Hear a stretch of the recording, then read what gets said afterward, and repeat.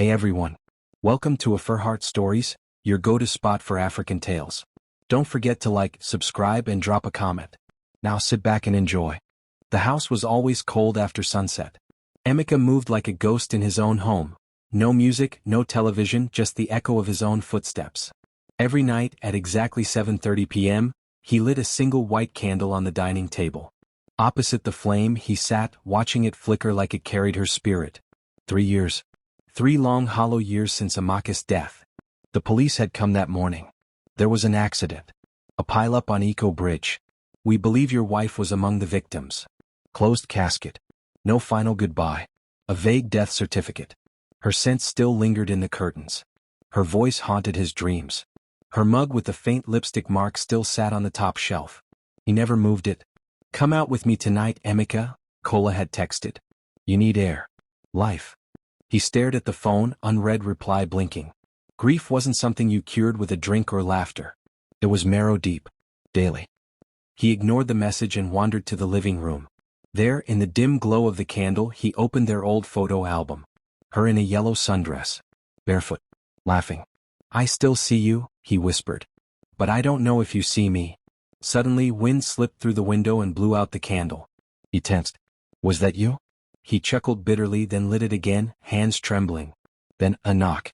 He froze. Who visits at 9 p.m.? When he opened the door, no one was there. Just an envelope on the floor. He bent, picked it up. Inside, a crayon drawing. A woman. A man. A small girl holding both their hands. On the back, in shaky handwriting. I saw her today. She gave me food. She told me not to tell you. But I think you should know. His knees buckled. His breath caught. The candle behind him flickered again. The next morning, Emeka didn't light the candle. He wandered to the local park, unsure why. Maybe it was the need to feel air that wasn't stale with sorrow. Maybe something else. Children screamed in delight. Parents watched from benches. And there, by the swings, sat a little girl, alone, her legs swinging, eating puff-puff. He recognized her immediately. The drawing style. The coloring. He approached carefully. Hi. She looked up, smiling. Hi. I'm Emeka. I'm Zara, she said, licking sugar off her thumb. He hesitated. Did you draw something and leave it at someone's door? She nodded. I wasn't supposed to. But she looked sad yesterday. Who? He asked slowly. She leaned closer. Your wife. His world tilted. What did you say? I saw your wife, Zara repeated casually. She gave me food.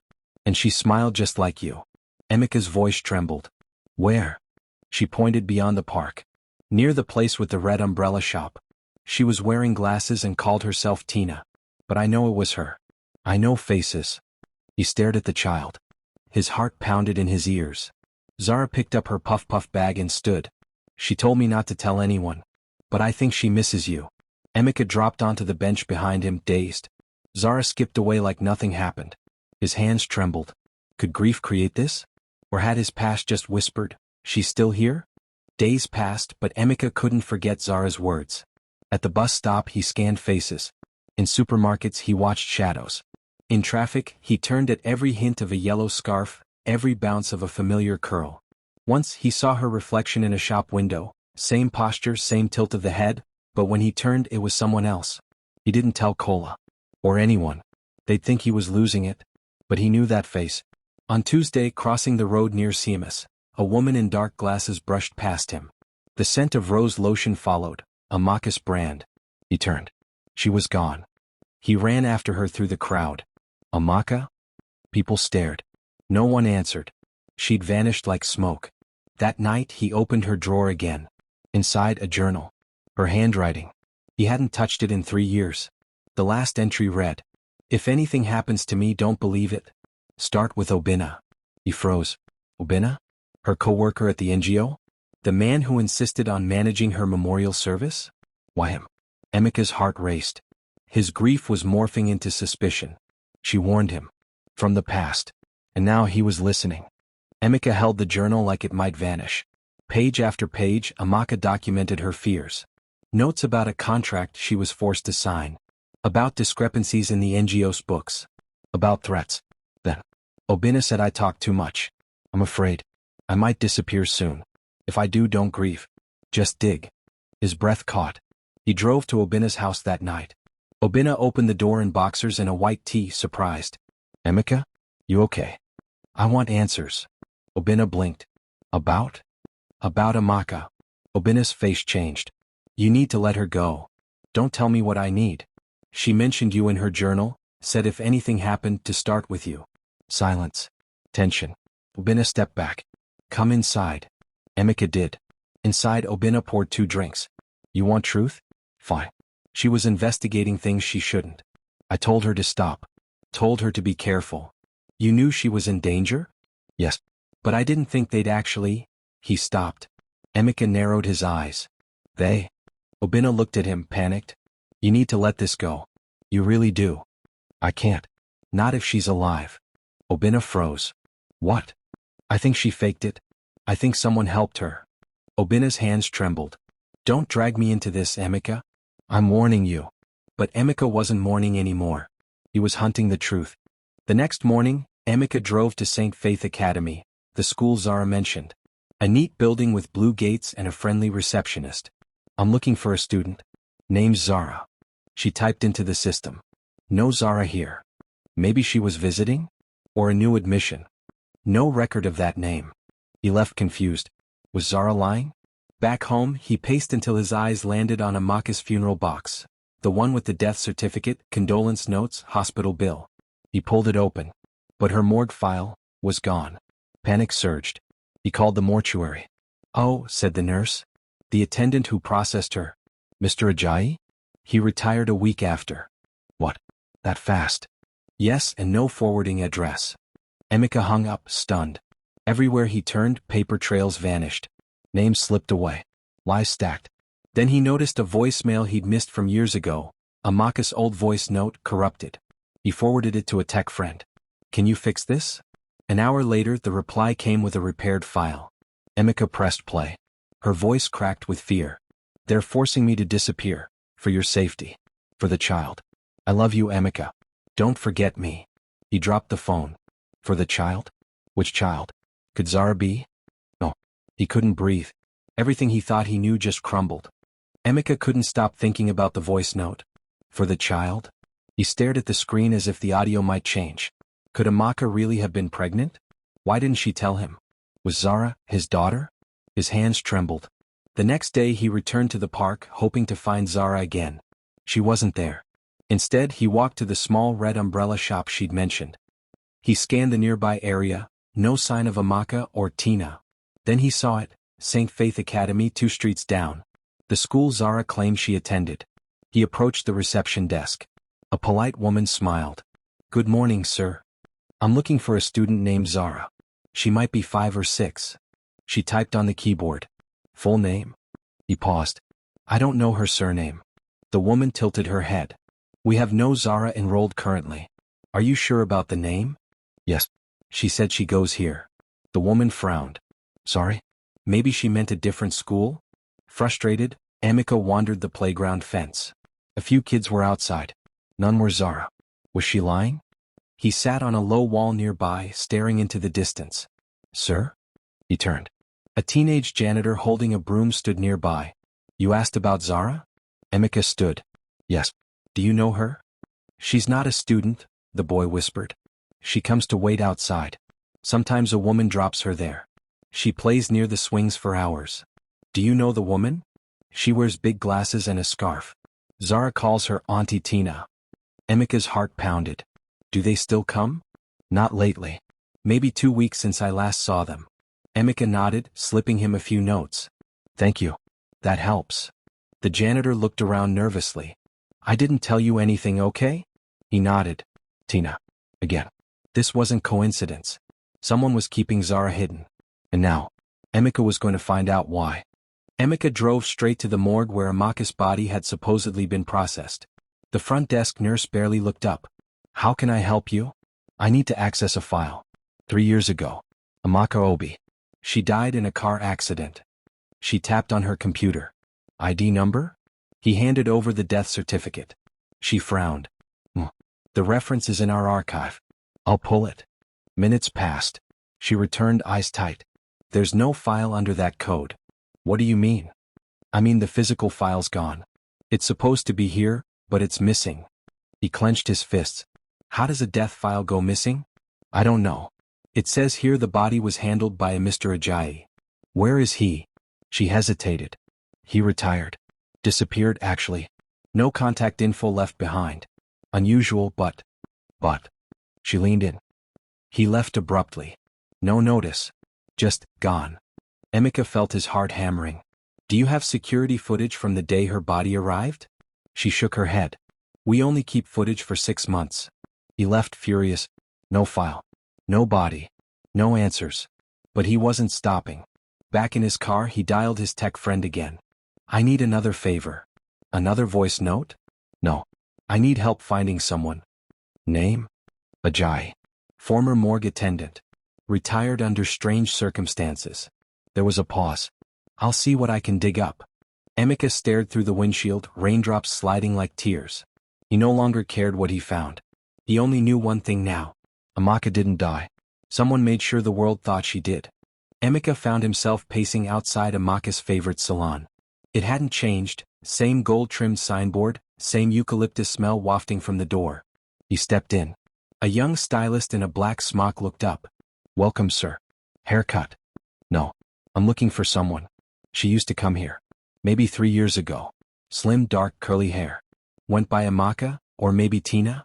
The stylist's eyes flicked. Tina? Do you know her? She nodded slowly. Madam Tina. She came here for a while. Always wore big glasses. Quiet. Do you know where she lives? The woman hesitated. No. But I remember something. Emeka leaned in. She was picked up every Friday by the same man. Tall. Always in a gray cap. He never came in, just waited in a black SUV. Do you know his name? No. But I heard her call him Danny once. Danny? His heart raced. Daniel, Emeka's cousin. Daniel, who had insisted on planning her funeral. Daniel, who insisted her casket stay closed. His hands balled into fists. The stylist looked worried. Sir, are you okay? Emeka forced a smile. Yes, thank you. You've been very helpful. He stepped outside and leaned against the wall, wind hitting his face like truth. Daniel had been part of it. He knew something. And now, Emeka was going to confront him. That night, Emeka sat alone in his car with the newly recovered voice note. His tech friend had restored the corrupted file. He pressed play. Emeka's voice crackled, terrified. If you get this, it means they forced my hand. They're watching me. They said if I didn't vanish, they'd kill you, and the child. I couldn't let that happen. Tears welled in his eyes. Obinna knew. So did Daniel. But they think you're weak. Don't trust them. Protect yourself. Protect. Zara. Zara. His throat tightened. He replayed the name over and over. Her tone changed, soft, maternal, aching. I didn't want to leave. But I had no choice. I'm so sorry. I love you, Emeka. Always. The note ended. Silence filled the car. He clutched the steering wheel, knuckles white. Zara wasn't just any child. She was his daughter. Born in the shadows. Hidden for her safety. And Daniel, her own blood, lied to him. He stared ahead. Tomorrow Daniel would give him answers. And this time, Emeka wasn't coming with questions. He was coming for truth. Emeka stood outside Daniel's office, fists clenched. He entered unannounced. Daniel looked up, startled. Emeka? What? You lied to me. Daniel blinked. What are you talking about? You said she died. You told me not to look. You buried an empty casket. Daniel stood slowly. You need to calm down. Don't tell me to calm down. Emeka slammed a photo on the desk. Zara's drawing. She's alive. I heard her voice. I know about Zara. Daniel's eyes flickered. You hid my wife. My child. Daniel exhaled and sat down. You weren't supposed to find out. Why? They were going to kill her, Emeka. After she exposed them at the NGO. They gave her a choice, die or disappear. And you helped her vanish. She begged me. You let me grieve for years. I had to. You were being watched. Any contact, and they'd have killed all of you. Emeka's voice broke. I missed my daughter's birth. I know. And Emeka died inside every day she had to keep you away. Silence. Daniel slid over an old photo. Emeka in hiding holding a newborn. I was there when she gave birth. I kept them safe. But it wasn't supposed to last this long. Emeka trembled, tears spilling. He looked at the photo again, Zara, tiny in Emeka's arms. He had a daughter. And he'd lost 3 years. But now he was ready to fight for the rest of her life. Daniel handed Emeka an address scribbled on the back of a business card. She was taken there after the crash. A discreet clinic near the outskirts. No names, no records. Just trust. Emeka drove through winding roads until he reached a rundown building with a faded cross sign. A matron eyed him suspiciously. I'm looking for a woman. She would have been brought here 3 years ago. Injured in an accident. Her name was Emeka, but she may have gone by Tina. The matron's expression didn't change. We don't keep records. Too risky. Emeka pleaded, please? She had a baby here. A girl. I think they're alive. I just need to know they were safe. She stared at him. Wait here. 10 minutes later, a nurse appeared, older, gray strands in her braids and a kind face. You her husband? Emeka's heart stopped. You remember her? She nodded. We called her Tina. She was half dead when they brought her in. Broken ribs. Blood loss. But she fought like a lion. Emeka's voice cracked. The child? She gave birth 2 days later. Premature but strong. He gripped the edge of the reception desk. Where did they go after? The nurse glanced around, then handed him a paper. A clinic ID with no photo, just the name Tina O. And a barcode. This helped her get meds. That's all I can give you. Why help her? She said they were after her. She was terrified. But she never stopped whispering one name, yours. Tears slid down Emeka's cheeks. Do you know where they went? No. She left one dawn without goodbye. Said staying was too dangerous. He nodded slowly. Thank you. As Emeka stepped outside, the wind hit him like a blessing. Emeka had survived. His daughter had been born. Now he had proof. And he wouldn't stop until he held them both.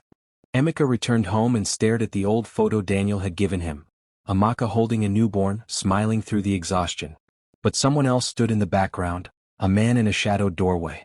He enlarged the photo. His blood ran cold. It was Daniel. He hadn't just helped Emeka vanish. He'd been with her, physically, emotionally, constantly. For 3 years. Jealousy prickled at Emeka's chest. Had Daniel crossed the line? Suddenly the doorbell rang. A soft knock. He opened it. Zara stood there holding a piece of paper. Hi, she said. He knelt.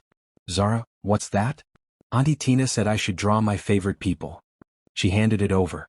It was Emeka and Daniel. Not him. He forced a smile. Where is she, Zara? Zara looked unsure. She said not to say. But I miss her. I miss both of you. Both. Zara tilted her head. She has a photo of you. She cries when she sees it. Do you want to see her again? She nodded quickly. He held her hand. Help me, Zara. Can you show me where she took you shopping? Zara thought. The big market. The one with Accra ladies. We go on Saturdays. Tomorrow was Saturday. He bent down, cupping her face. Thank you. She smiled shyly. As he closed the door, Emeka's mind raced. He was close. So close. And tomorrow he'd go to that market. He'd find her. Alive. Before the market, Emeka made one last stop. With Ikenna, a tech whiz and old friend. I need to trace someone. Emeka's name won't help. Try Tina O. Maybe attached to utility bills or rent. Ikenna nodded and got to work. After an hour he looked up. Got something. He spun the screen. Low-income apartment. Signed under Tina Obi. Lease started 2 years ago. Lagos mainland. Emeka rushed to the building. An aging structure with peeling paint and dusty corridors. He knocked on door 4B. No answer. He tried the neighbors. An older woman peeked out. You looking for Tina? Yes. She lived here? She left last week. Said she was moving somewhere safer. She always looked over her shoulder. Did she say where she was going? No. Just hugged that little girl tight and said, soon we'll stop running. Emeka nodded, heart sinking. He went inside the apartment anyway. The caretaker let him in. It was empty, but on the floor sat a cracked picture frame. He picked it up. It was their wedding photo. He stared at it, stunned. She kept it all this time. She missed him. Still loved him. Suddenly, he spotted a note folded inside a cracked teacup. I can't keep her safe much longer. If you're reading this, you're close. Please, find us. Forgive me. His fingers trembled. She had left a trail. She wanted him to follow. And now he would. Emeka stormed into Daniel's office again. This time, no patience. You've been lying from day one. Daniel rose from his desk. Calm down. Did you think I wouldn't find the clinic? The apartment? The photo? Daniel sighed. You don't understand. Then explain. Because from where I'm standing, you've been raising my daughter and hiding my wife. Daniel walked to the window, staring out. She came to me. Broken. Scared. She begged me not to tell you. Said if you knew, they'd find you too. So you became her protector? Her shadow? You moved her, watched her, and never once thought I deserved the truth. Daniel turned. You think it was easy? Watching her cry every time she heard your name? Seeing her hide photos of you in Zara's lunchbox? Emeka clenched his jaw. Then why lie? She needed distance. The NGO had eyes on everyone close to her. If they even suspected she'd reconnected with you? They're not watching anymore. Daniel nodded. That's why I told her to stop running. Emeka frowned. Where is she? I don't know. She left before I could convince her. I'm going to find her. Daniel hesitated. Emeka, she's different now. Scarred. She doesn't trust easily. I don't care. Silence hung. Then good luck, Daniel said softly. She's never stopped loving you. Emeka turned to leave. And this time nothing would stop him. The next morning, Emeka and Zara walked hand in hand through the bustling market. Over there, Zara pointed. We buy akara from that lady. Emeka's eyes scanned the crowd. Women bargained. Vendors shouted. Pots steamed. Then he saw her. Emeka. Wearing a scarf, holding a basket, back turned. His heart nearly stopped. Stay here, he whispered to Zara. He stepped forward. Emeka. She turned, slowly as if in a dream. Their eyes met. Time froze. The basket dropped from her hand. Emeka. Before he could reach her, someone bumped into him. He stumbled just a second. When he looked up, she was gone. Gone again. But not lost. Because now he knew she was real. She was alive. And this time, he wouldn't let her disappear again. 3 days passed. No word. No sight of her. Emeka left a note at the akara stand with Zara's drawing and a message. Please come back. I never stopped loving you. I forgive you. Come home. Then just before dawn, a knock at his gate. He opened it slowly. A woman stood there, veiled, trembling. Her voice was soft. You shouldn't have come looking. He recognized it instantly. Emeka? She removed the veil. His breath caught. Her face was thinner, a scar ran beneath her left eye, but her eyes, those eyes, still held him in place. He stepped forward, hesitant. You're alive. I didn't want you to see me like this, she whispered. Not like this. I don't care about scars. I do. She looked down, voice shaking. They almost killed me, Emeka. I was pregnant. They knew. I had to run. I know everything now, he said gently. The journal. The voice note. Daniel's confession. I watched you mourn me, she said, tears rising. I saw you lighting that candle. Every night. I wanted to come back. But I was afraid, for you. For Zara. He stepped closer. I've lived without you for 3 years. Please don't make it 4. Her lips quivered. You don't hate me? He reached out, gently brushing her cheek. I only ever loved you. She broke down. He pulled her into his arms. For the first time in years, he felt her heartbeat against his chest. Not imagined. Not in a dream. Real. They sat in silence under the veranda, wrapped in blankets as night faded. Zara slept inside. Emeka studied Emeka's face, every line telling a story of pain, resilience, survival. Did you ever think about me? He asked softly. Every day, she replied. But every day I had to choose silence. For your safety. He clenched his fists. You should have trusted me. She nodded slowly. I didn't trust myself to stay strong if I saw you. Silence lingered. Finally he asked, Do you still love me? Her voice trembled. I never stopped. He leaned forward. Then come back. Let's start over. She shook her head. I'm not the same woman you married. I've changed, Emeka. I don't know how to be her again. Then let's learn. Together. Tears filled her eyes. I have nightmares. I flinch at loud sounds. I panic in crowds. We'll take it slow. We'll heal. As a family. She looked up, unsure.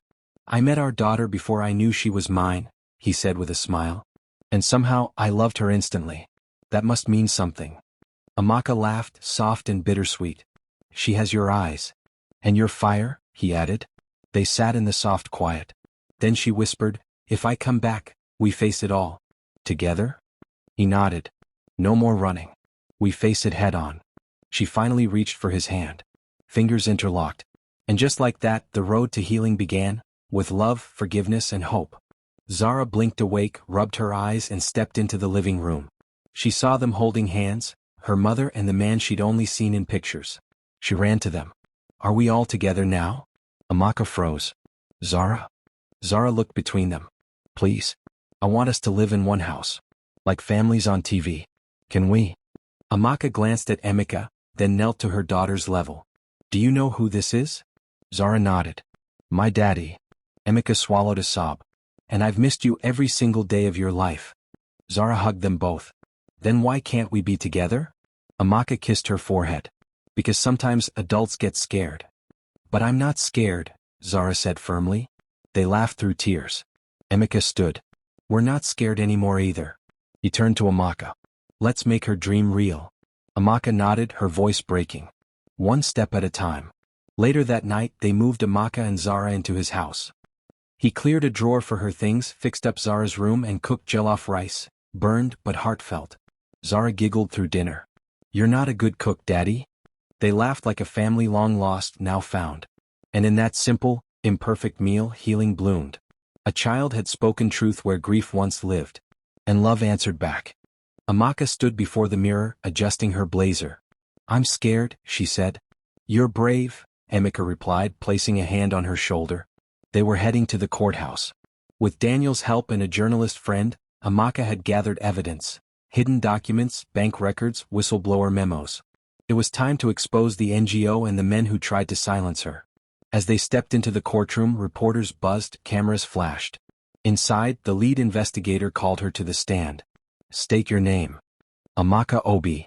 You're aware you were presumed dead for 3 years? Yes. I faked my death to protect myself and my unborn child. Gasps rippled. She took a deep breath. I was working on a file about misappropriated donor funds. I confronted Obinna. He threatened me. Told me to disappear, or be disappeared. The courtroom held its breath. She handed over documents. These proved millions were funneled into ghost accounts. Later, Obinna was escorted out in handcuffs, face pale. Outside, a reporter asked, Why speak up now? She looked at Emeka and Zara beside her. Because fear kept me in hiding. But love gave me the strength to return. That night, they lit a candle, not in mourning, but in victory. And Emeka slept in peace for the first time in years. The house was warm now, full of laughter, burnt plantains, and midnight lullabies. Zara painted on the floor while Emeka hummed. Emeka walked in holding a tray of fresh zobo. Family meeting? Zara nodded. We should light a candle. But not the sad one. A happy one. They laughed. Emeka brought out a new white candle. As it flickered to life, Emeka whispered, 3 years ago, I lit one to say goodbye. Emeka added, and I lit one every night, hoping you'd come back. Zara grinned. Now we light one to stay. They sat in the glow, no longer mourning. No more shadows. Just healing. Just love. They had been broken. But they found their way home. Together. Liked it? Thumbs up, subscribe, and join the AfriHeart fam. Your support fuels our stories. Until next time.